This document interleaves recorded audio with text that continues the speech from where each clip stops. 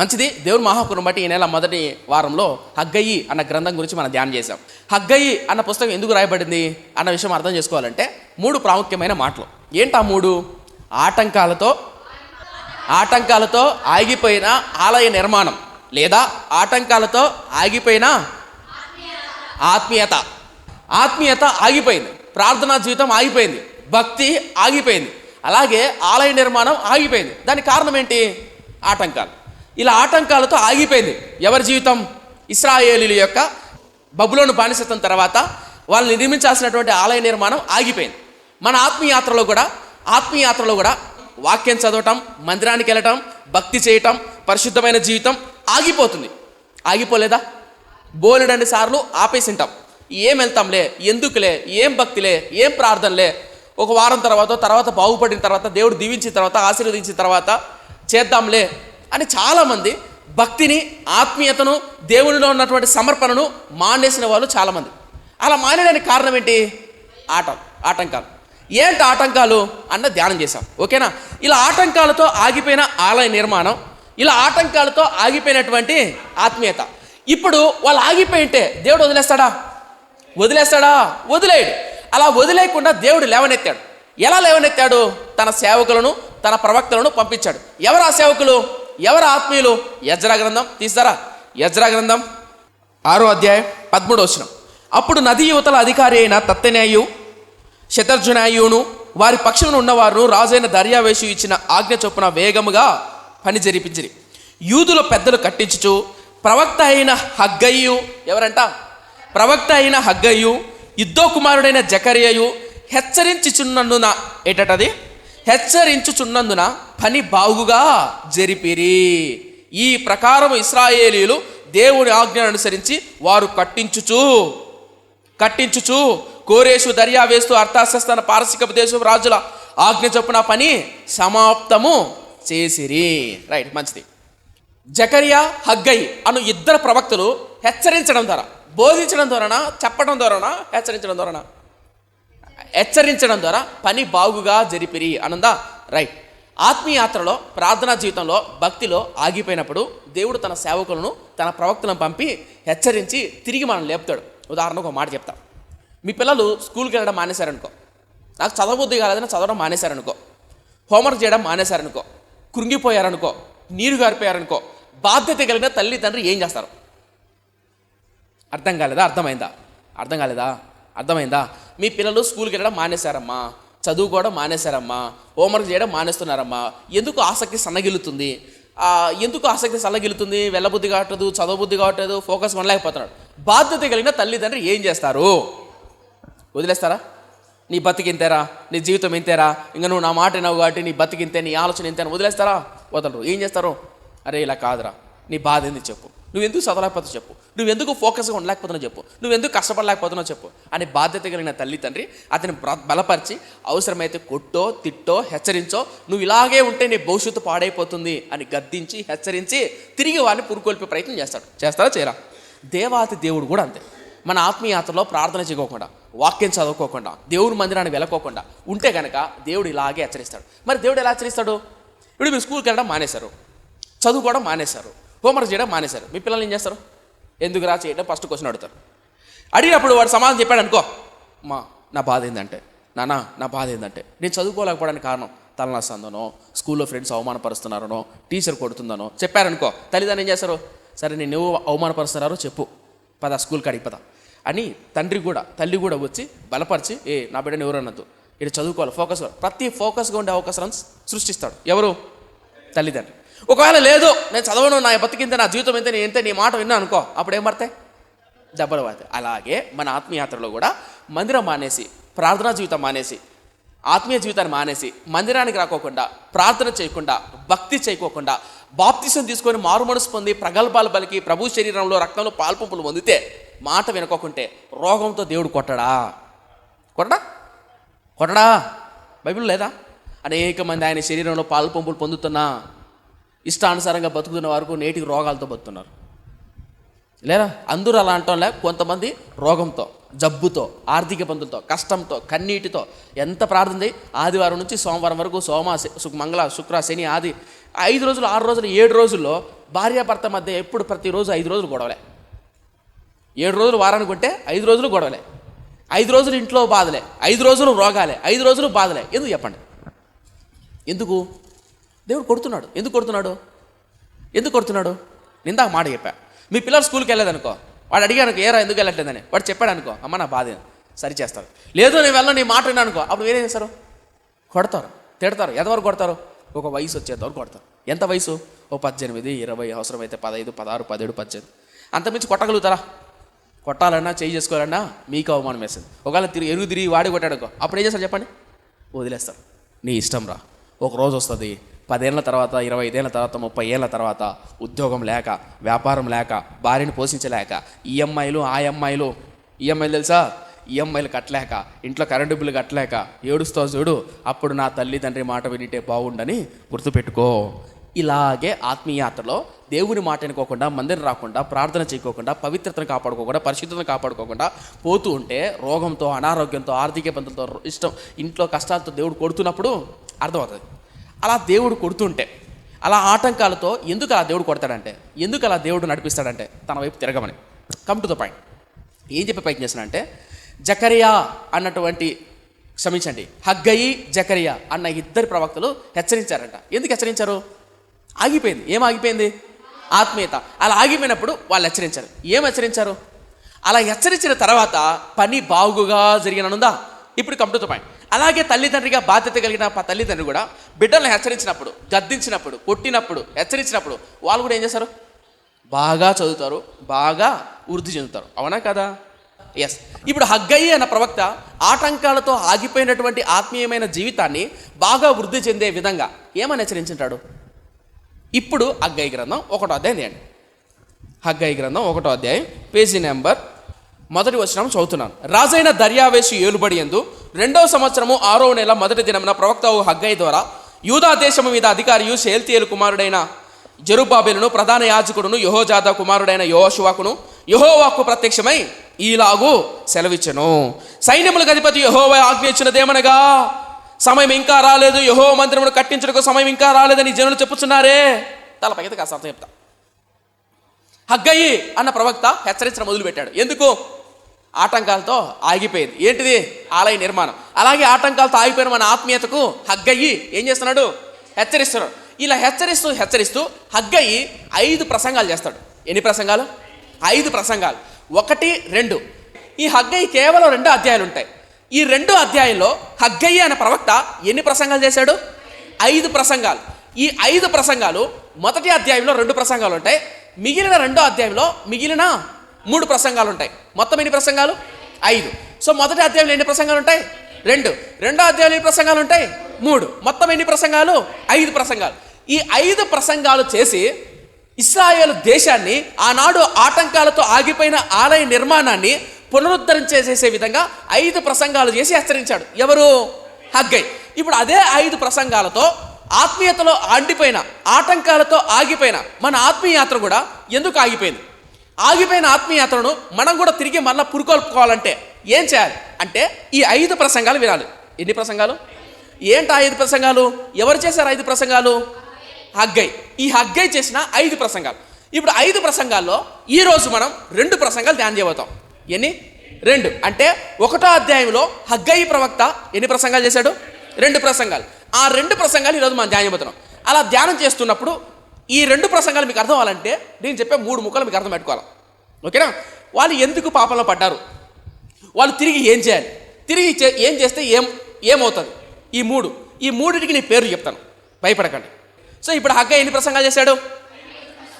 5 ప్రసంగాలు. మొదటి అధ్యాయం ఎన్ని ప్రసంగాలు? 2వ అధ్యాయం ఎన్ని ప్రసంగాలు? 3 ప్రసంగాలు. ఈరోజు మనం ఎన్ని ప్రసంగాలు ధ్యానం చెబుతున్నాం? 2. ఆ రెండింటిని 3 భాగాలు చేద్దాం.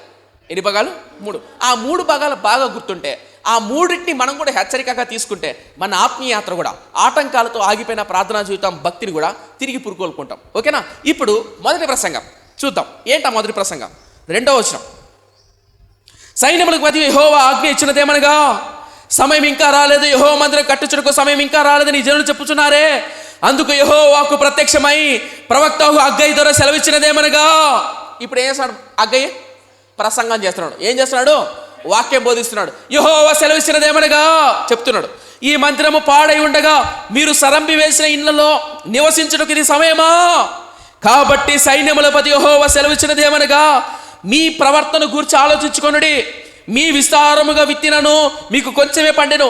మీరు భోజనము చేయుచున్నను ఆకలి తీరకున్నది, పానము చేయుచున్నను దాహం తీరకున్నది, బట్టలు కప్పుకొనుచున్నను చలి ఆగుకున్నది.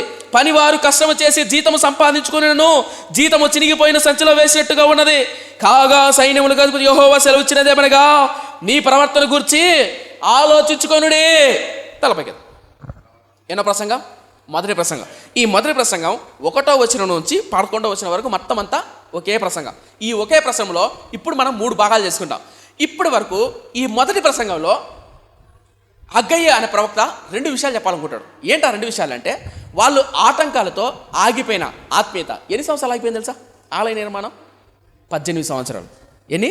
18 సంవత్సరాలు మందిరమే కట్టడం మానేశారు. కారణం ఏంటి? ఆటంకాలు. ఏంటంకాలు? భయాలు, ఆందోళన, కలవరాలు, నిందలు, ఆ తర్వాత వారు చేసినటువంటి ఆరోపణలు. వీటి వల్ల ఏమైపోయింది? మందిరం ఆగిపోయింది. ఆత్మీయాత్ర కూడా ఏమైపోయింది? ఆగిపోయింది. ఇప్పుడు మొట్టమొదటిది అయ్యా చెప్తున్నట్టు మాట హగ్గయి ఏంటంటే, మొట్టమొదటి తన ప్రసంగంలో మీ నిర్లక్ష్యం ఏంటి? నీ నిర్లక్ష్యం వల్ల ఆత్మీయాత్రలో కృంగిపోయారు, ఆటంకాలతో ఆగిపోయారు. వాస్తవానికి ఆటంకాలు రావడం సహజమే. ఏ పని ప్రారంభించినా, ఏ పనైనా, అది బిజినెస్ కానీ, చదువు కానీ, వ్యాపారం కానీ, ఏ పనైనా సరే మీరు ప్రారంభించిన వెంటనే అన్నీ జరగవు. అన్నీ అనుకున్నట్టు, అన్నీ కోరుకున్నట్టు జరుగుతాయా? జరగకోకుండా మనకి ఏమొస్తాయి? ఆటంకాలు వచ్చినప్పుడు మనం ఏమనుకుంటాం? ఇంకా నిర్లక్ష్యం చూపుతాం. ఏంటా నిర్లక్ష్యం? అనుకున్నది జరగట్లేదు, ఎందుకులే. ఉదాహరణకు అది పరిచర్య అయినా సరే, సేవకుడైనా సరే, చదువుకుంటున్న పిల్లలైనా సరే, వ్యాపారస్తులైనా సరే, ఉద్యోగాలైనా సరే, అలా సరుకు తీసుకొని అలా షాప్లో పెడతానే సరుకు అంత అయిపోతుందా? చదువుకుంటున్న వాడు అలా స్కూల్కి వెళ్ళి చదువుతానే అన్ని బుర్రకెక్కుతాయా? ఆటంకాలు రావా? వ్యాపారాలు మొదలుపెట్టినా, ఉద్యోగాలు మొదలుపెట్టినా, సేవ మొదలుపెట్టినా, ఏ పనైనా సరే ఆటంకాలు రాకుండా ఉండవు. ఆటంకాల నుంచి ఆగిపోయారనుకో, ఆటంకాలతో ఆగిపోతే మనలో ఉన్న స్వభావం ఏంటంటే నిర్లక్ష్యం. ఆ నిర్లక్ష్యం వల్ల ఏమవుతుంది? ఆగిపోతుంది. ఉదాహరణగా మాట, ప్రార్థన చేసుకోబోద్ది కాల, శరీరం కొంచెం అలసటగా ఉంది, మనసు ఏం బాగాలేదు, బంధువులు వచ్చారు, చుట్టాలు వచ్చారు, ఆరోగ్యం బాగాలేదు. ఏం పోయినావులే మందిరానికి, వచ్చే వారం పోదాం, వచ్చే వారం చేసుకుందాం, రేపు చేసుకుందాం, రేపు చదువుదాం, ఈరోజు చదవాల్సిన బైబిల్ రేపు చదువుదాం అని నిర్లక్ష్యంతో ఆత్మీయాత్రలో కృంగిపోయిన వాళ్ళు బోల్డ్ ఎంతమంది. ఒక మాట చెప్తారే, ఇంటికి బంధువులు వచ్చారని ఈరోజు ఏం చేసినాంలే భోజనం, రేపు చేద్దాం అంటారా? హాస్పిటల్లో ఉన్నాంలే, ఈరోజు ఏం చేద్దాం భోజనం, రేపు చేద్దాంలే అంటారా? బయట తిరుగుతున్నాం కదా, ఈరోజు ఏం చేద్దాంలే భోజనం, రేపు చేద్దాంలే అంటారా? బయటికి వెళ్ళినప్పుడు, బంధువులు వచ్చినప్పుడు ఇంకా ఆ రోజు ఏముంటాయి చెప్పండి? స్పెషల్ ఐటమ్స్ ఉంటాయి. ఇంకా కష్టపడి 4-5 రకాల వంటలు వండుతారు. అవునా కదా? మరి నా ప్రశ్న, మన ఆత్మీయాత్రలో ఇంకా ఉన్నతంగా ఎదగాలంటే, కష్టం ఎక్కువ వచ్చినప్పుడు ఇంకా స్పెషల్ ఉండాలా? దేనికి? ఆత్మీయతకు. ఇంకా స్పెషల్గా చదవాలా? దేవుని వాక్యాన్ని. ఇంకా స్పెషల్గా గడపాలా? ఎవరితో? దేవుని సన్నిధిలో. బంధువులు వచ్చారని, చుట్టాలు వచ్చారని, ఆరోగ్యం బాగాలేదని కూడి తిన్న మానేస్తామా? మన రాయలసీమ భాషలో అన్నం తిన్న మానేస్తామా? మానేయం కదా. అవసరమైతే ఏమంటారు? 4-5 రకాలు, chicken, mutton, colour rice, white rice, రసము, సాంబారు, పప్పు, చట్నీ, పచ్చడి, పెరుగు చట్నీ, చెత్తరజీర. మరి నా ప్రశ్న, ఆత్మీయాత్రలో ఎప్పుడైనా నేను అనిపించిందా ఈరోజు నేను దిగులుగా ఉన్నాను, బాధగా ఉన్నాను కాబట్టి ఆత్మీయాత్రకు స్పెషల్ వంటకాలు వండాలా అని ఎప్పుడైనా అనిపించిందా? నాకు చాలాసార్లు అనిపించింది. ఏమని తెలుసా? ఆత్మీయాత్రలో నీరు గారిపోయా, ఎండిపోయా, ఇంకెక్కువ కష్టపడాలి, ఇంకెక్కువ చదవాలి, ఇంకెక్కువ దేవుని సన్నిధిలో గడపాలా అని ఎప్పుడైనా ఆలోచన వచ్చిందా? ఎందుకు ఈ మాట చెప్పానంటే, నిర్లక్ష్యమే. ఒక మాట చెప్తా, గుర్తుపెట్టు. ఇశ్రాయేలు ప్రజలు బబులోను దేశం నుంచి ఇలా వచ్చారు. ఎక్కడికి? వారి దేశానికి, యెరూషలేముకి వచ్చారు. మీకు చెప్పా, పోయిన నెల శుక్రవారం వచ్చిన వాళ్ళకి అర్థమవుతుంది నేను చెప్పిన బ్యాక్గ్రౌండ్ అంతా. అలా బానిసత నుంచి వస్తున్న వాళ్ళు ఆనందంతో వస్తారా, ఏడుపుతో వస్తారా, సంతోషంతో వస్తారా? ఆనందంతో, సంతోషంతో గంతులు వేసుకుంటూ వస్తారు. 70 ఏళ్ళు బానిసలుగా ఉన్నారండి. వెనకలో నా అక్క వాళ్ళకి అర్థం కాలే పాపం. అర్థం చెప్తా. మీరు కోవిడ్కి ఖత్తర్ వెళ్ళారు. ఎదురికి అప్పులని బాధ, సమస్యలు, 2 ఏళ్ళు 3 ఏళ్ళు కష్టపడ్డారు. కష్టపడిన తర్వాత 10 తులాలు బంగారు సంపాదించారు. అప్పులన్నీ తిరిగిపోయాయి. ఇంకెక్కడ రాబోతున్నారు? ఇండియాకి రాబోతున్నారు. ఇండియాకి వస్తూ ఏమని చెప్తారు? పిల్లలు ఫోన్ చేస్తారు, భర్తకు ఫోన్ చేస్తారు, ఏమండి మీకేం దాను అని. పిల్లలు ఫోన్ చేస్తారు, మీకేం కావాలరా అని. అప్పుడు పిల్లోడు అడుగుతాడు, నాకు ఫోన్ కావాలా, నాకు సైకిల్ కావాలా, నాకు అది కావాలా, నాకు ఇది కావాలా అని అంటారా? అప్పుడు ఆనందంతో మీరు వెళ్ళి మీ షేట్ని మిలుచుకొని వచ్చి కోవేటు ఖత్తర్ అంతా తిరిగి సరుకులన్నీ ప్యాక్ చేసి విమానంలో వస్తున్నప్పుడు ఏడ్చుకుంటూ వస్తారా, ఆనందంతో వస్తారా? ఉన్నాను వెనకాల నడదాం. అమ్మా ఏడ్చుకుంటూ వస్తారా, ఆనందం వస్తారమ్మా? కువైట్కి వెళ్ళారమ్మా, సరేజమ్మకు బాగా తెలుసు. కువైట్కి వెళ్ళారు, ఖత్తర్కి వెళ్ళారు, రిటర్న్ రాబోతున్నారు. ఎక్కడికి? ఇండియాకు. ఆనందంతో వస్తారా, ఏడ్చుకుంటూ వస్తారా? ఆనందంతో వస్తారు. వస్తూ ఏమనుకుంటారు చెప్పనా? వీలైతే జన్మలో పోకూడదురా బాబు. కొంతమంది ఏం చెప్పి ప్రయత్నం చేశారంటే అలా ఆనందంతో వచ్చారు ఇశ్రాయేల్ ప్రజలు. వచ్చిన తర్వాత ఎక్కడికి? యెరూషలేం దేశానికి. వచ్చిన తర్వాత మందిరం కట్టుకోవాలనుకుంటున్నారు, దేవాలయం కట్టుకోవాలనుకుంటున్నారు. వాళ్ళకి ఎదురైంది ఏంటి? ఆటంకాలు. అలా ఆటంకాలు ఎదురైపోయిన తర్వాత ఏం చేశారు? వాళ్ళ ఆటంకాలతో మానేశారు. ఇప్పుడు నా ప్రశ్న, మందిరం కట్టాలి, దేవుడి మందిరం నిర్మించాలి, బలిపీఠం కట్టాలి, దేవుడి మందిరం బాగుండాలనే ఉద్దేశం ఉందా లేదా వాళ్ళకు? ఉంది. అంటే వాళ్ళు భక్తిపరులే కదా? భక్తిపరులే కదా? భక్తిపరులే. ఆత్మీయులే కదా? ఆత్మీయులే. నా ప్రశ్న, ఆత్మీయులు భక్తిపరులు అలాగే క్రైస్తవులే, మందిరానికి వచ్చే వాళ్ళే, భక్తిపరులే, కాస్తో కూస్తో మనస్సాక్షి ఉన్న వాళ్ళే, దేవుడు అంటే భయం ఉన్న వాళ్ళే, సేవకుడు అంటే భయం ఉన్న వాళ్ళే. కానీ ఎందుకు చల్లారిపోయారంటే నిర్లక్ష్యం. అంటే నిర్లక్ష్యం. నిర్లక్ష్యం వల్ల ఆత్మీయ యాత్ర ఎండిపోతుంది. వాళ్ళు ఒకప్పుడు ఎంత ఆనందించారు గుర్తుందా? ఇదే ఎజ్రా గ్రంథంలో ఉంటుంది. వారు మందిరం వేస్తున్నప్పుడు, పునాది వేస్తున్నప్పుడు, ఆ మాట చూద్దాం, బాగుంటుంది. ఎజ్రా గ్రంథం తీస్తారా? అదే మాట ఎజ్రా గ్రంథం తీస్తారా? మాట చూద్దాం, బాగుంటుంది. వాళ్ళు పునాది వేసినప్పుడు దేవుని యందు ఎలా ఆనందించారో. 3వ అధ్యాయం పేజీ నెంబర్ 394. ఎజ్రా గ్రంథం 3వ అధ్యాయం పేజీ నెంబర్ 394. ఏం చదువు చూద్దాం. 10వ వచనం చూద్దాం. శిల్పకారులు యెహోవా మందిరం యొక్క పునాదిని వేయిచుండగా ఏం చేస్తున్నారంట? శిల్పకారులు యెహోవా మందిరం యొక్క పునాది వేయిచుండగా. ఒక నిమిషం తలపైకెత్తరా. దేవుని మందిర పునాది వేయాలని ఆలోచన ఉందా లేదా వాళ్ళకు? శిల్పకారులు పునాది వేస్తున్నారంటే కష్టపడుతున్నారా లేదా? కష్టపడుతున్నారు. వాళ్ళు ఆత్మీయులా కాదా? ఆత్మీయులే. దేవుని మందిరం కట్టాలని కోరుకుందా లేదా? ఉంది. లేదా? ఉంది. మనం కూడా చాలా మందికి పవిత్రంగా బతకాలి, ఆత్మీయతను కట్టుకోవాలి, ప్రార్థనలు ఎదగాలి, భక్తులు ఎదగాలి, వాక్యం నేర్చుకోవాలి ఆశ ఉంటుందా ఉండదా? ఉండదా? ఉంటుంది. అంటే వీళ్ళు భక్తిపరులే కదా? కాస్త కోస్తో భక్తి ఆత్మీయులే కదా? ఆత్మీయులే. మరి ఏం జరిగింది ఇప్పుడు చూద్దాం. కింద 10వ వచనం. శిల్పకారులు యెహోవా మందిరం యొక్క పునాదిని వేయిచుండగా ఇశ్రాయేలు రాజైన దావీదు నిర్ణయించిన విధి చొప్పున తమ వస్త్రములు ధరించుకుని వారై యాజకులు బాకాలతోనూ ఆసోపు వస్త్రములకు లేవీయులు చేయి తాళములతోనూ నిలవబడి యెహోవాను స్తోత్రము చేసిరి.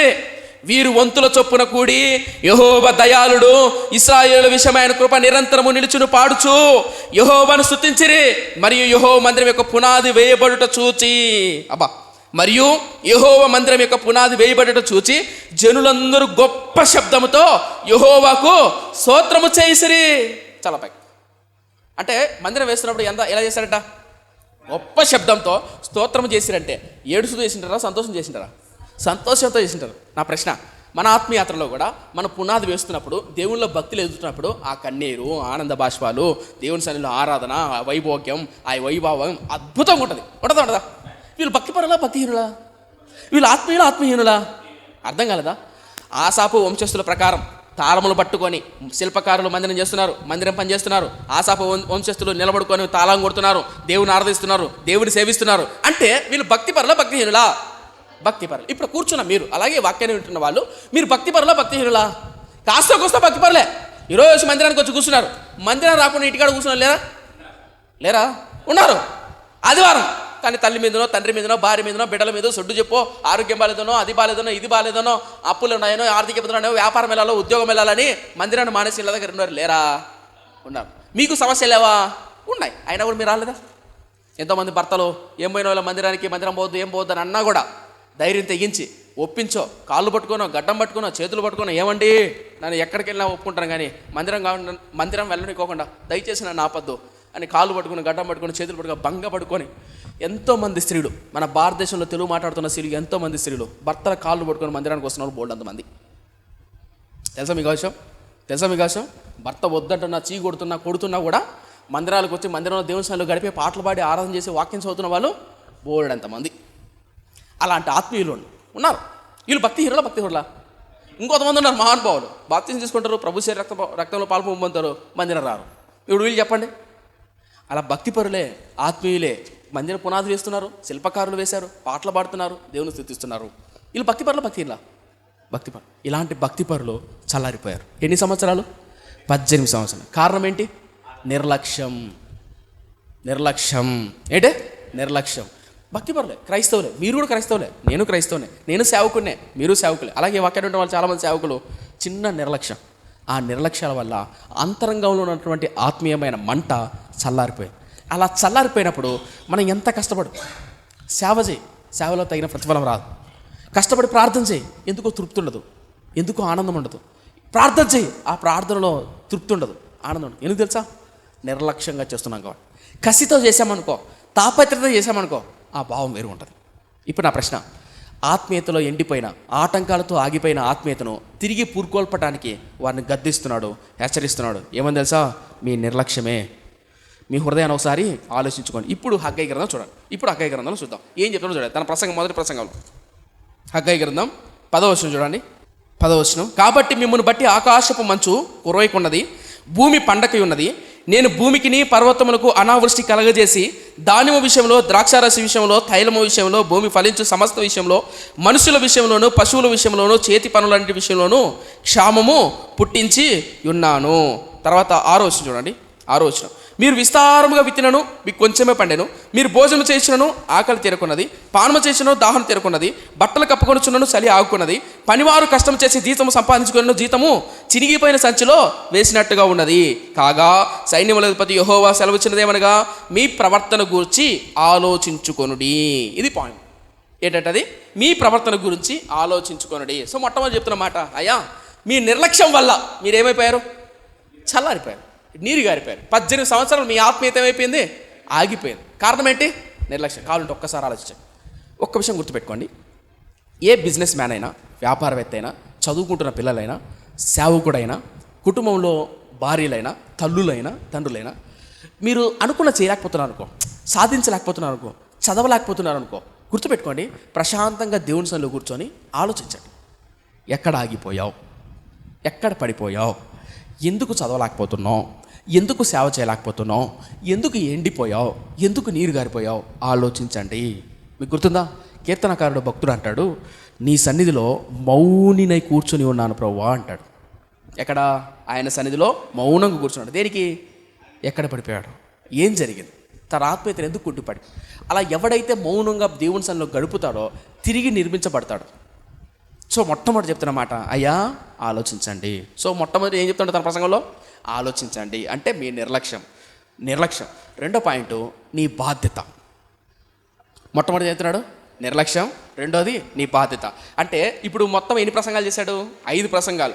5 ప్రసంగాలు. ఇప్పుడు మనం ఎన్ని ప్రసంగాలు ధ్యానం చేయబోతున్నాం? 2 ప్రసంగాలు. ఈ 2 ప్రసంగాల్లో మొట్టమొదటి ప్రసంగంలో 2 పాయింట్లు ఉంటాయి. ఏంటి? నీ నిర్లక్ష్యం, నీ బాధ్యత. ఈ నిర్లక్ష్యాన్ని ప్రసంగం చేస్తాడు, అంటే గద్దిస్తాడు, హెచ్చరిస్తాడు. మీ నిర్లక్ష్యం వల్లే మీరు ఇలా తగలాడారు, మీరు చేసినటువంటి పాపిష్టి పనులే మీరు ఇలా ఎండి కడిపోయారు, ఆగిపోయారు అని హెచ్చరించాడు. వాళ్ళ నిర్లక్ష్యం అంటే చెప్పాడు. రెండోది, నిర్లక్ష్యం చెప్పి వదిలేలా, నువ్వు ఎందుకు ఆగిపోయావురా? ఉదాహరణ చెప్తా, నేను చదవలేకపోతున్నా, నేను చేయలేకపోతున్నా, నేను వ్యాపారం చేయలేకపోతున్నా, సక్సెస్ అవ్వలేకపోతున్నా, ఎందుకు అని దేవుని దగ్గరికి వెళ్ళావు అనుకో, దేవుడు చెప్తాడు, ఎందుకంటే నాయన నేను నిర్లక్ష్యం వల్ల. సరే ఇప్పుడు ఏం చేయాలి? నిర్లక్ష్యం ఉంది, ఓకే, ఏం చేయాలా? ఆన్సర్ కూడా చెప్తాడు. చెప్పాడు. అలా మొదటిది నీ నిర్లక్ష్యం, రెండోది నీ బాధ్యత. ఈ నిర్లక్ష్యము అర్థం భాష చెప్పాలంటే, నీ నిర్లక్ష్యము, నీ బాధ్యత, నీతో ఉంటాను. ఈ 3 మాటలు 2 ప్రసంగాలు ఉంటాయి. ఇప్పుడు రెండో మాట ఏంటది? నీ బాధ్యత. ఏంటి ఆ బాధ్యత? ఇప్పుడు దాకా ఏం చెప్పాడు? మీ నిర్లక్ష్యం వల్ల. కావాలంటే ఆలోచించుకోండి, కావాలంటే ఒకసారి కూర్చొని దేవుని సన్నిధిలో ఆలోచించండి. మీరు కప్పుకుంటున్నారు, ప్రార్థన చేస్తున్నారు, భక్తి చేస్తున్నారు, నిర్లక్ష్యం వల్ల అనుభవించలేకపోతున్నారు. దేంటిది?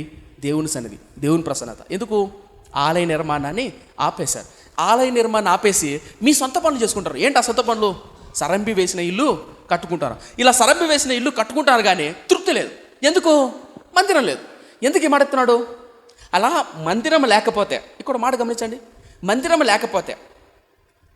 లేకుండా ఇల్లు కట్టుకుంటే అంటే దేవుడు స్వార్థపరుడా? అక్కడ మాట చూద్దాం. 8వ వచనం, పర్వతములెక్కి మ్రాను తీసుకొని వచ్చి మీరు ఈ మందిరమును కట్టించినలా దాని యందు నేను సంతోషించి నన్ను గణపరుచుకుందునని యెహోవా సెలవిచ్చుచున్నాడు. విస్తారము కావాలని ఎదురు చూస్తుంది కానీ కొంచెమే పండెను. తలపకెత్త. అంటే దేవుడు ఏం కోరుకున్నాడు? పర్వతం ఎక్కి మ్రాను కొట్టి ఏం కట్టాలంట? మందిరం కట్టాలి. మందిరం కడితే ఏం చేస్తాడంట? ఆయన గణపరుచుకుంటాడట. గణపరుచుకొని సంతోషిస్తాడట.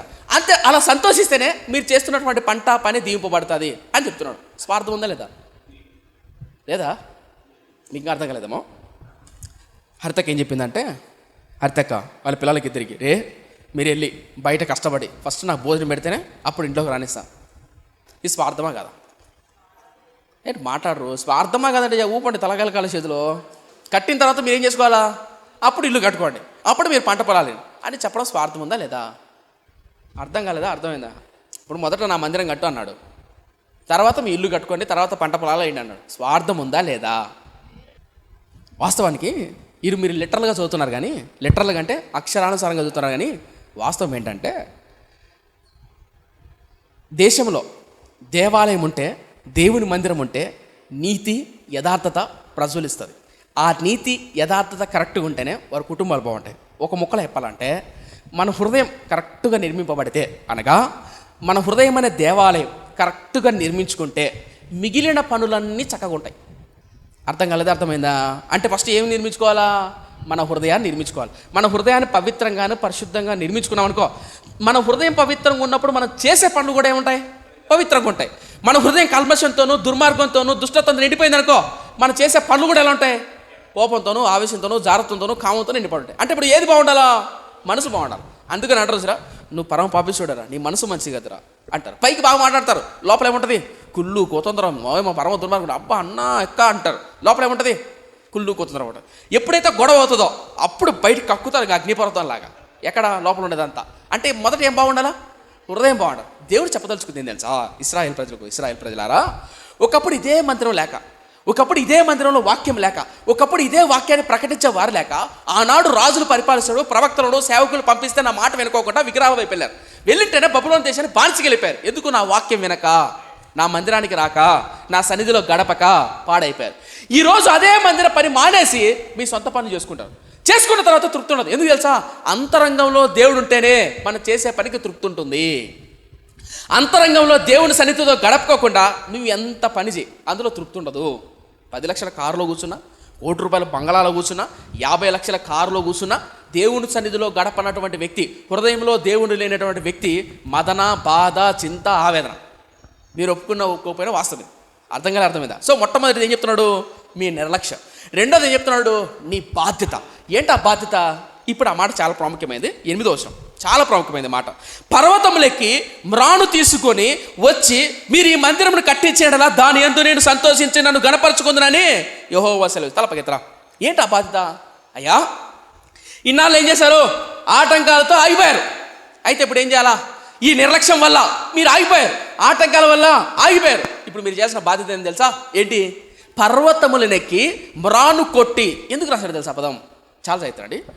ఏ వ్యక్తి అయితే దేవుని సన్నిధిలో గడపాలనుకుంటాడో అతను ఒంటరిగా అరణ్యంలో పర్వతం పైకెక్కి మ్రాను కొట్టి, అనగా ఒంటరిగా దేవుని సన్నిధిలో గడిపి తన హృదయమైన దేవాలయాన్ని నిర్మించుకోకపోతే దేవుడు సంతోషించాడు. ఐ థింక్ విలియం మెక్డొనాల్డ్ అనుకుంటా. విలియం మెక్డొనాల్డ్ అని ఒక దైవజనుడు తన పుస్తకంలో ఈ మాట రాశారు. ఒక ప్రొఫెసర్, అద్భుతమైన ప్రొఫెసర్. ఆయన ఏమంటాడంటే, ఎన్ని పనులు చేయి, ఎంత పని చేయి, ఎంత కష్టపడు, ఎంత ప్రయాసపడు, దేవుడికి ఇవ్వాల్సినటువంటి స్థానం కంటే 1 ఇంచు ఎక్కువ స్థానం ఇచ్చినా, ఎంత కష్టపడ్డా, ఎంత ప్రయాసపడినా అందులో తృప్తి ఉండదు, అందులో ఆనందం ఉండదు, అందులో సంతోషం ఉండదు. ఎందుకు తెలుసా? మన హృదయం సృష్టింపబడింది దేవుని కొరకు. ఏం చెప్పే ప్రయత్నం చేస్తున్నానంటే, ఇశ్రాయేలు ప్రజలకు చెప్తున్న మాట ఏంటంటే, అయ్యా, ఆయన హృదయంలో, ఆయన మాటల్లో, ఆయన ఆజ్ఞల్లో స్వార్థం లేదు. అది మనకు స్వార్థం కనిపిస్తుంది ఎప్పుడు? అక్షరానుసారంగా తీసుకుంటే. వాస్తవానికి ఆత్మీయానుసారంగా తీసుకున్నామనుకో, ఆయన ఎందుకు దేవాలయం కట్టమన్నాడు, ఎందుకు నన్ను గణపరచుకుందును అన్నాడు? ఎందుకంటే మన హృదయం కరెక్ట్గా ఉందనుకో, మీలో ఎలా ఉంటాయి? కరెక్ట్ ఉంటాయి. అంటే ఇప్పుడు మనం ఏం సరి చేసుకోవాలా? మన హృదయాన్ని ఆలోచించండి ఒకసారి. మన మనసు ప్రశాంతంగా ఉందనుకో, మన మనసు దేవునితో సరైన సమాధానం ఉందాం, నెమ్మది ఉందనుకో, వాక్యంతోనూ ఆత్మతోనూ నింపబడ్డామనుకో, ఆ రోజు బాగుంటుంది. అవునా కదా? సో ఇప్పుడు ఏం చేయాలి? మొట్టమొదటిది మన హృదయాన్ని కట్టుకుని పని. మన హృదయం కట్టుకోవాలంటే ఏం చేయాలంట? పర్వతము పైకెక్కి మ్రాను కొట్టి, అనగా మీకు గుర్తుందా? ప్రభువైన యేసుక్రీస్తు భూమి మీద ఉన్నప్పుడు ఒలీవ కొండల మీదకెక్కి, పర్వతం పైకెక్కి తండ్రి అయిన దేవాదేవునితో సమయాన్ని గడిపేవాడు. గుర్తుందా? మోషే కూడా దేవాదేవునితో సమయం గడిపే ధర్మశాస్త్రాన్ని భూమి మీద తేగలడు. మీకు గుర్తుందా? ఏలియా, ఎలీషా మహాభక్తులు కూడా ప్రార్థన చేసి ఆ వర్షం పడుతుందో లేదో చూడుపోనైనా అంటే కొండపైకి ఎక్కి ప్రార్థన చేశారా లేదా? ఏం చెప్పదలుచుకున్నారు తెలుసా? ఆనాడు పాత నిబంధన భక్తులు ఒక విషయాన్ని రాస్తున్నాడంటే, అలంకార రూపంలో పాత నిబంధనలు జరిగిన భక్తుల జీవితాలు ఆధారం చేసుకొని పర్వతం పైకి ఎక్కి ఏం చేయాలా? ప్రార్థన, దేవునితో సమయం గడుపు. ఒంటరిగా దేవునితో సమయం గడిపి నీ హృదయాన్ని సరిచేసుకోకపోతే తిరిగి నిలబడలేవు. ఆటంకాలతో ఆగిపోయింది ఆత్మీయత. ఎందుకు ఆటంకాలతో ఆగిపోయింది? ఎందుకు? నిర్లక్ష్యం. సో ఇప్పుడు చేయాల్సిన పని ఏంటి? నీ బాధ్యత. ఇది మొదటి ప్రసంగం. సో ఇప్పుడు చెప్పండి, హగ్గై ఎన్ని ప్రసంగాలు చేశాడు? 5 ప్రసంగాలు. ఇప్పుడు 5 ప్రసంగాల్లో మొదటి ప్రసంగంలో ఏముంది? నిర్లక్ష్యం గురించి చెప్పాడు. మీ నిర్లక్ష్యం వల్ల మీ జీవితాలు పాడైపోయాయి. మళ్ళీ ఏం చెప్పాడు? వాళ్ళ బాధ్యత. అంటే నీ నిర్లక్ష్యం గురించి, మీ బాధ్యత గురించి చెప్పాడా? చెప్పిన తర్వాత ఇప్పుడు మళ్ళీ రెండో ప్రసంగం ఏం జరిగింది చూద్దాం. 12 వచ్చినాం. ఇప్పుడు చివరి రెండో ప్రసంగం. షయల్తీయేలు కుమారుడైన జెరుబ్బాబెలు 12 వచ్చినాం. షయల్తీయేలు కుమారుడైన జెరుబ్బాబెలును, యెహోజాదా కుమారుడైన ప్రధాన యాజకుడైన యెహోషువయు, శేషించిన జనులందరూ తమ దేవుడైన యెహోవా మాటలు ఆలకించి, తమ దేవుడైన యెహోవా ప్రవక్త అయిన హగ్గై పంపించి సెలవు చేసిన వార్తను విని యెహోవా యందు భయభక్తులు పూనిరి. అద్భుతం. ఇక్కడ ప్రసంగాలు చేశాడు. ఎవరు? హగ్గై. ఎన్ని ప్రసంగాలు చేశాడు? ఒకటే. 5 చేశాడు. ఇప్పుడు వరకు మొదటి అధ్యాయంలో ఎన్ని ప్రసంగాలు చేశాడు? ఒకటే. ఆ ఒకదంటే ఎన్ని ఉన్నాయి? వాళ్ళ 2 ఏంటారంటూ? వాళ్ళ నిర్లక్ష్యం, వాళ్ళ బాధ్యత. చెప్పిన వెంటనే జెరుబ్బాబెలు, యెహోషువయు ఏం చేశారంట? విని భయభక్తులు పూని. ఏం విన్నారు? వాక్యాన్ని. ఏం విన్నారు? ఆ వాక్యాన్ని, ఆ వర్తమానాన్ని, ఆ ప్రసంగాన్ని విని భయం వేసింది. ఎవరికి భయం వేసింది? జెరుబ్బాబెలుకు, యెహోషువకు భయం వేస్తానే భయభక్తులు పూని ఏం చేశారు చూడండి. 13 వచ్చిన. అప్పుడు యెహోవా దూత అయిన హగ్గయి యెహోవా తెలియజేసిన వార్తను జనులకు ప్రకటించడమేగా. ఒకసారి బగెత్తరా. అద్భుతమైన మాట. ఏంటి ఆ మాట అంటే, మొట్టమొదటిసారి ప్రసంగం చేశాడు హగ్గై. చేసిన వెంటనే ఆ ప్రసంగాలు 2 ఉన్నాయి. ఏంటి? నీ నిర్లక్ష్యం, నీ బాధ్యత. చెప్పిన వెంటనే ఆ మాటలు, ఆ ప్రసంగాన్ని విన్న వెంటనే వీళ్ళు భయభక్తులు పూనారు. ఎవరు? జెరుబ్బాబెలు, యెహోషువ. ఆ భయభక్తులు పూని యెహోవా మాట విని భయపడుతుంటే ఆయన వాక్యానుసారంగా బ్రతకాలి అని తీర్మానం చేసుకున్నారు. అలాగే ఎప్పుడైనా సరే మందిరంలో కానీ, సువార్త సభలో కానీ, సోషల్ మీడియాలో కానీ దేవుని వాక్యాన్ని విని అది మన హృదయానికి తాకినప్పుడు ఈ వాక్యానుసారంగా బ్రతకాలి అని తీర్మానం చేసుకుంటావే, ఇంకా చేయలే. తీర్మానం చేసుకున్నావు, ఇంకా బ్రతకలే. అర్థమైందా? ఇప్పుడు అనుకుంటావు, ఇంటికి వెళ్ళి ఇప్పుడు అనుకుంటావు, ప్రార్థన చేస్తావు, ఏమని? ప్రభువా, నీ వాక్యానుసారంగా బతుకుతా, పవిత్రంగా బతుకుతా, ఇక మీద ఈ పని చేయను అని అనుకుంటావు. అని అనుకుంటున్నప్పుడు కూడా దేవుడు వింటాడు. అది కూడా మెచ్చుకుంటాడు. తెలుసా దేవుడు? ఇంకా నువ్వు చేయలే, నువ్వు ఇంకా సక్సెస్ కాలే, నువ్వు ఇంకా దాన్ని సాధించలే, ఇంకా నువ్వు పవిత్రంగా, పరిశుద్ధంగా నీ నడకలో, నీ ప్రవర్తనలో, నీ చూపులో పవిత్రత లేదు. కానీ అంతరంగంలో బాధ, ఆవేదన, బతకాలన్న కోరిక, దేవునికి భయపడిన తత్వం, ఆయన మాట వినే తత్వం, అలా వింటూనే వెంటనే దేవుడు చూసి హగ్గయిని పంపించాడు. హగ్గయ్యే, జెరుబ్బాబెలు, యెహోషువయు యెహోవా యందు భయభక్తులు పూని నా మాట వింటున్నారు. వెళ్ళి ఇప్పుడు మళ్ళీ రెండో ప్రసంగం ఏం చేస్తాడు చూడండి. హైలైట్ మాట ఏమంటారు? 13 వచ్చిన. అప్పుడు యెహోవా దూత అయిన హగ్గయి యెహోవా తెలియజేసిన వార్తను బట్టి జనులకు తెలియజేసినది అనగా, నేను మీకు తోడుగా ఉన్నాను. ఇదే యెహోవాకు. ఈ మాట నాకు చాలా ఇష్టం. నేను మీకు తోడుగా ఉన్నాను. ఈ మాట అబ్జర్వ్ చేయండి. వాళ్ళు సక్సెస్ అయ్యారా పనిచేసి? వాళ్ళు పనిచేసి అనగా వాళ్ళు ప్రసంగాన్ని విని ఆ ప్రసంగానుసారంగా, వాక్యానుసారంగా బ్రతుకుచూ లేదా సక్సెస్ అయ్యారా? లేదో, జస్ట్ విన్నారు. విని భయభక్తులు పూనారు. అంటే ఏంటి? డెసిషన్ తీసుకున్నారు. అంటే ఏంటి? నిర్ణయం తీసుకున్నారు. అంటే ఏంటి? లోబడాలని ప్రయత్నం చేస్తున్నారు. అలా ప్రయత్నం చేస్తుంటే దేవుడు చూసి ఏమన్నా తెలుసా? నేను మీకు తోడుగా. మీకు ఎంతవరకు పొరకెక్కుతుందో నాకు తెలియదు, కానీ వాస్తవం చెప్తున్నా, లిటరలీ ఎన్నోసార్లు పాపం అనే రొచ్చులో, యవ్వనకాలమైన ఇచ్చల్లో, కుటుంబ సమస్యల్లో, బాధల్లో, కష్టాల్లో, కన్నీటిలో కృంగిపోతున్నప్పుడు వాక్యాన్ని విన్నప్పుడు ఇది నీ నిర్లక్ష్యం వల్లే, ఇది నీ తప్పు వల్లే అని వాక్యం ద్వారానో, పరిశుద్ధాత్మ ద్వారానో, సేవకుల ద్వారానో, పరిశుద్ధుల ద్వారానో దేవుడు మనకు ఎదురుపరిచానుకో, బోధించినప్పుడు తప్పు నాదేనయ్యా అని సరెండర్ అయ్యి, క్షమించయ్యా, ఇక మీద ఇలా చెయ్యను అని తీర్మానం చేసుకుంటావే, ఆ తీర్మానాన్ని కూడా దేవుడు వింటాడు. వినేం చేస్తాడు తెలుసా? ఇంకా నువ్వు చేయలే, తీర్మాన ప్రకారంగా బతకలే, ఇంకా బతుకుతున్నావా? బతకలేదు, ఇంకా స్టార్ట్ చేయలా. కానీ ఆ తీర్మానం చేసిన వెంటనే దేవుడు వస్తున్న మాట తెలుసా? ఇప్పుడు నీతో అంట. మీకు వస్తుంది తెలుసా? అంటే ఏంటి? ప్రతి ఆదివారం మన మందిరంలో విత్తబడుతున్న వాక్యం విని, ఆ వాక్యాన్ని విని ఎవరైతే మోకాలు వేసి ప్రార్థన చేస్తే, ఇక మీద ఇలా చేయనయ్యా, తప్పు నాదేనయ్యా, క్షమించయ్యా అని మోకాలు వేసి ప్రార్థన చేసి మీరు ఇంటికి వెళ్తారే, ఆ ప్రార్థన చేసి మీ కన్నీళ్ళు మీ చెంపల మీద కారుతున్నప్పుడే దేవుడు మీతో చెప్పే మాట తెలుసా? నేను నీతో ఉంటా, పా, ఇప్పుడు పోయి పని చేద్దాం, ఇప్పుడు పోయి పవిత్రంగా బతుకుతాం, ఇప్పుడు పోయి యథార్థంగా బతుకుతాం, ఇప్పుడు పోయి మన పవిత్రతను, పరిశుద్ధతను, ఆత్మీయతను కాపాడుకుందాం, పద, ఇప్పుడు నీతో ఉంటా అని దేవుడు చెప్తున్నా. వాళ్ళు సక్సెస్ అయ్యారా? వాళ్ళ ఆత్మీయతను బతుకుతున్నారా? లేదు, జస్ట్ లోపడుతున్నారంటే, విన్నారంటే భయభక్తులు పోయినారు. అలాగే వాక్యాలు విని ఎవరైతే కన్నీరు కావచ్చు, వాక్యాలు కానీ ఎవరైతే తీర్మానం చేసుకోవాలి ప్రయత్నం చేస్తారో దేవుడు చెప్తున్న మాట తెలుసా? నేను మీతో ఉంటా. చూడ అద్భుతమైన మాట. అప్పుడు యెహోవా దూత అయిన హగ్గయి యెహోవాకు తెలియజేసిన వార్త జనులకు ప్రకటించినదేమనగా, అప్పుడు అనుందా? ఎప్పుడది భయభక్తులు పూని విని అని చూడ 12 వస్తుందా. షయల్తీయేలు కుమారుడైన జెరుబ్బాబెలును యెహోజాదా కుమారుడైన ప్రధాన యాజకుడైన యెహోషువయు శేషించిన జనులందరూ తమ దేవుడైన యెహోవా మాటలు ఆలకించి కష్టపడి చేసి ప్రయాసపడి ఉందా లేదో ఏం చేశారు? ఆలకించి తమ దేవుడైన యెహోవా ప్రవక్త అయిన హగ్గయి పంపించి తెలియజేసిన వార్తను విని యెహోవా యందు భయభక్తులు చేసుకుంటూ పోయిననుందా? పూనిరనుందా? పూనిరంటే చెయ్యాలని ప్రయత్నం చేస్తున్నాను. స్టార్టింగ్ ఏం చేస్తున్నారంటే ఇంకా పని చేయాల, ఇంకా చేయబోతా పని కాసేపట్లో. అర్థమైందా? పని చేయట్లా, చేస్తూ లేరు, చెయ్యబోతారు. ఇంకా చెయ్యబోతున్నప్పుడే దేవుడు ఏం చేసి చెప్పండి, మళ్ళీ అగ్గయ్యని పంపాడు. అగ్గయ్యే పోయి ఏం చేశాడు? అగ్గయ్యే, ఇదో ఇశ్రాయేలు ప్రజలారా, మీరు చేస్తున్న మాట, మీరు భయభక్తులు పూరిన విధానం, ఇంకా మీరు చేయాలనుకున్న తీర్మానం నేను విన్నా. అయితే నేను చెప్తున్న మాట తెలుసా, నేను మీతో ఉన్నాను. ఆ మాట ఎందుకన్నాడు తెలుసా? చుట్టూ ఉన్న ప్రజలు భయపడకండి, నన్ను చూడండి, ఆటంకాలు చూడకండి, మీ నిర్లక్ష్యాన్ని చూడకండి, మీ భయాలు చూడకండి, నేను మీతో ఉంటా. మనకు అనిపించచ్చు, అన్న ఎన్నోసార్లు ఓడిపోయానన్న, లెక్కలేని సార్లు చెప్పానన్నా, ఎన్నో ప్రసంగాలు విన్నానా, నేను కూడా బోల్డ్ అన్నిసార్లు పుస్తకాలు చదివా, నేను కూడా వాక్యం చదువుతున్నా. ఎన్నోసార్లు నిరాశకుండా దేవుడు మనకు తోడున్నప్పటికీ నేను చేయలేక, జయించలేక, ఓడిపోయి, కృంగిపోయి, ఆటంకాలతో, నిరాశతో, నిస్పృహతో, నిరీక్షణ లేక ఓడిపోయిన రోజులు బోల్డ్. అలా నిరీక్షణతో ఓడిపోయామని కృంగిపోకూడదు. ఏం చేయాలి తెలుసా? పూనాలంటే చెయ్యడానికి ప్రారంభించాలి. భయభక్తులు పూనివి, పని చేయడానికి శేషించిన జనులందరూ ప్రయత్నం చేశారు. అలా ప్రయత్నం చేసిన వెంటనే దేవుడు చెప్తున్నమాట, నేను మీతో. జనరల్గా మన పిల్లలు తప్పు చేశారు అనుకో, చేయొద్దురా పని అన్నా అనుకో, సరే అమ్మ చేయి, ఈ పని చేయరా అన్నా అనుకో, సరే చేస్తాను. ఇంకా వాడు చేయట్లా, వాడు చేయాలని లేచాడు. వాడు చేయాలని లేస్తున్నప్పుడు వాడు చేస్తూ ఉండగా చేసిన తర్వాత మ్యాక్సిమం సంతోషపడతారు. మ్యాక్సిమం తల్లిదండ్రులు ఎందుకు, వాడు ఎట్టడు అంటే అవసరత కోసం కొంచెం చేసి వదిలేస్తాడు, మధ్యలో వదిలేసేవాడు అని నమ్మరు. అర్థం కాలని చెప్పి పాయింట్ అర్థం ఉందా? ఒక పిల్లవాడు ఉదాహరణకు సన్నీ ఉన్నాడు అని, వాళ్ళ అమ్మ వచ్చి సన్నీ ఈ పని చేయని చెప్పింది, సన్నీ చేయట్లా, సరే చేస్తానని చెప్పాడు. సరే లేచాడు, అలా నీవుతున్నాడు, చేస్తున్నాడు. చేద్దామో వద్దా అని చేశాడు అనుకో, ఏమొస్తుందక్క? చూసారు అక్క ఉంటుంది, ఏమొస్తుందంట? కోపం వస్తుంది. కానీ విషయం చెప్పనా, నీకు లేదు చేయాలని, కానీ తెలియని బాధ, బతకాలని ఆశ, పవిత్రంగా ఉండాలని కోరిక, దేవుని కొరకు రోషం కలిగి జీవించాలని ఆశ.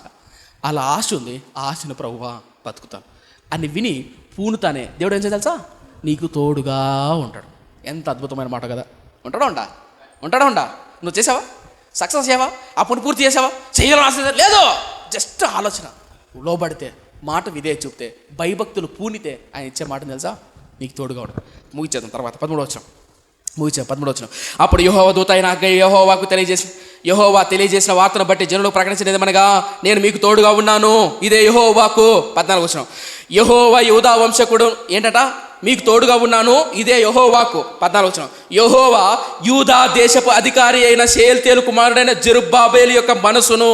ఈ మాట చాలా ఇష్టం. ఫస్ట్ వచనం యెహోవా ఉందా లేదా?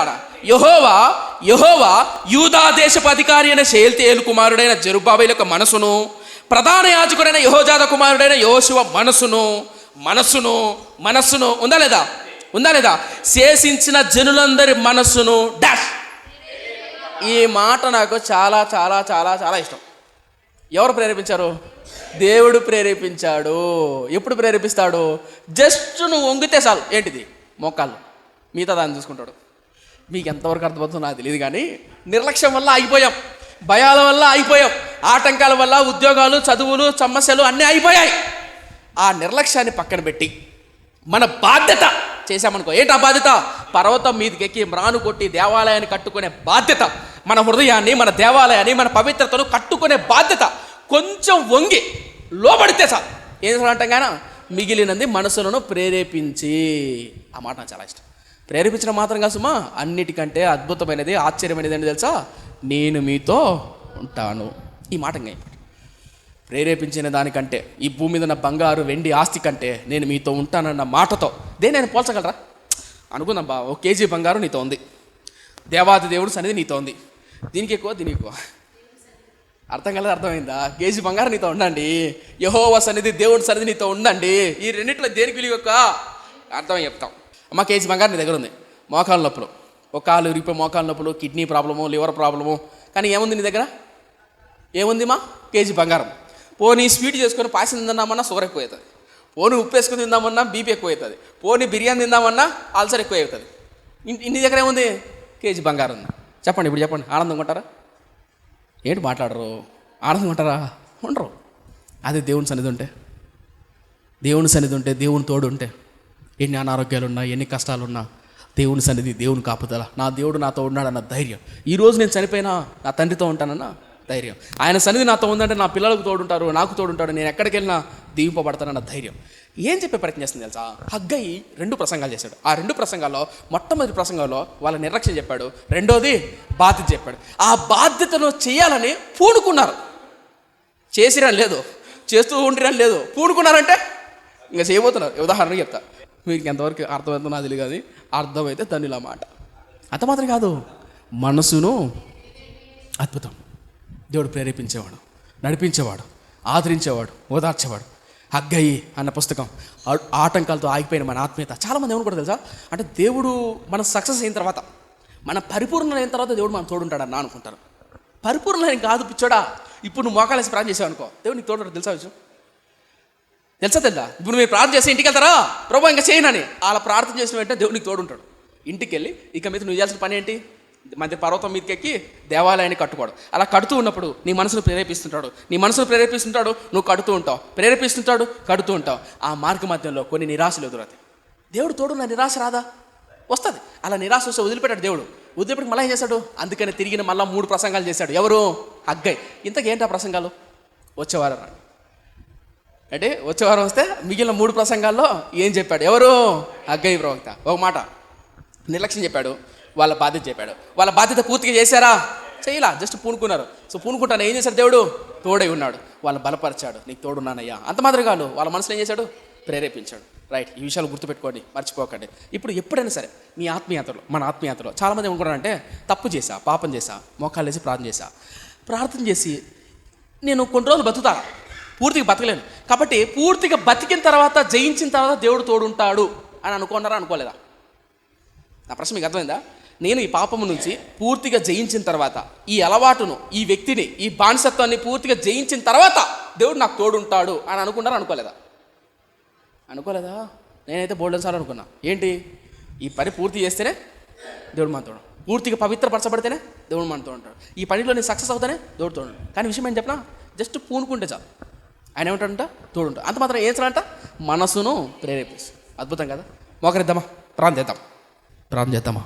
పరిశుద్ధుడా నా కన్న తండ్రి, కృపగలైన తెగల మధ్య, నిజమేనయ్యా, మా నిర్లక్ష్యం వల్ల నా నిర్లక్ష్యం వల్ల కోల్పోయానయ్యా.